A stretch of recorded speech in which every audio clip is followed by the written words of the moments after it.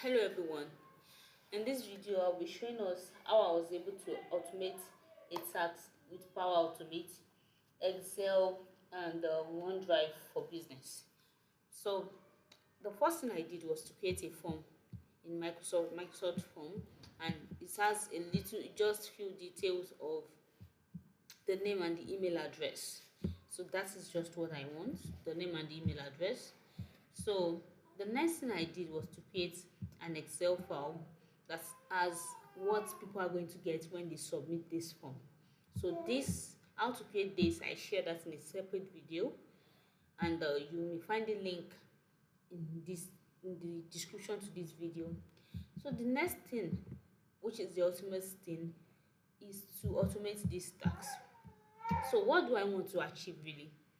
I want a situation whereby when anybody submits, or any respondent of this form, whoever responds to this form, I want them to get the Excel file, which is an opportunity tracker for 2026. So what am I supposed to do? The first thing I'm going to do is to go to, once I'm signed into my Power Automate, the first thing I want to do is to go to create. So once I go to create, I want to create an automated cloud flow. So the automated cloud flow means that immediately the action is being done by the respondents, they get what I want them to get. So automated cloud flow is going to ask for a name.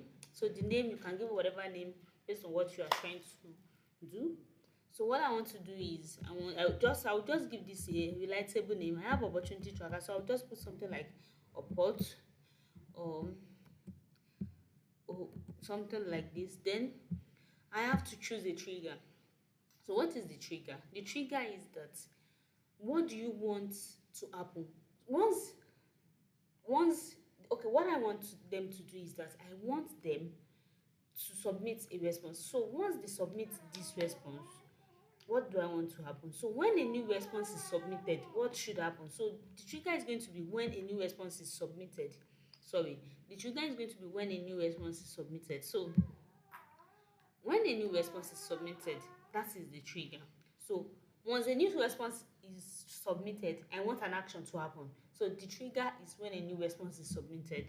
So I want to create. So I've created this, then I need to edit it because it's asking that. Okay, so now for it, when a new response is submitted, to what? So I need to select a form among all my forms. So when a new response is submitted to this form, so what is the next step? The next step is I want to get response details. So the next step is I want to get response details. So that is the connector. So get response details, get response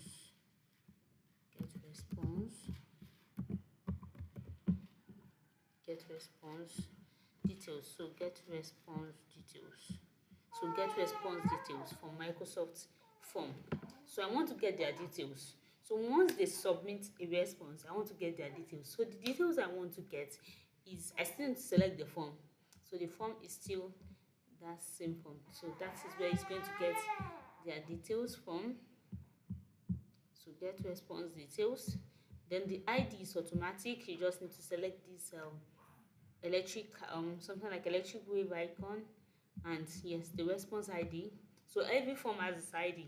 So the next thing I want to do is, after I have gotten their details, what do I want them to do? What do I want to do next? What I want Power Automate to do next is that I want it to get file content from my OneDrive. So what is that file content? That file content is my Excel file that I have saved to my OneDrive. So I need to mention that that file is saved to OneDrive.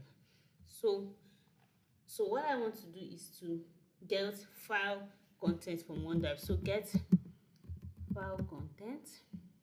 I'll just type something like that. So get file content. So this is my OneDrive. Get file content from OneDrive. So I need to select the file. So since it's saved to my OneDrive, I just need to select this and it will load. Remember, you have to become the file. So this is the file that I want Microsoft to get from my OneDrive. So After that, I'll just go to send an email. So what I want is, after it has gotten this file from my OneDrive, the next step is to send an email. So I want it to send an email to these people, So I'm just going to add another step. So add another step, and I'm going to just type v2. So let me just type v2. So send an email v2. So that's what I want to do. So send an email v2. I need to edit the content. So to who do I want to send this email? So I want to send it to, so I just need to click on this setting icon, and I need to use show dynamic content. So when I click here now, I'll just click on this. So send it to the email responder email address. So I want it to send it to responder email address. So I'll just put a subject. So whatever I can say, thank you for submitting the form, something like that. Thank you for submitting the form, or just thank you. So I need to write a body, like I can write something like, we appreciate your response. I can write something that we appreciate your response.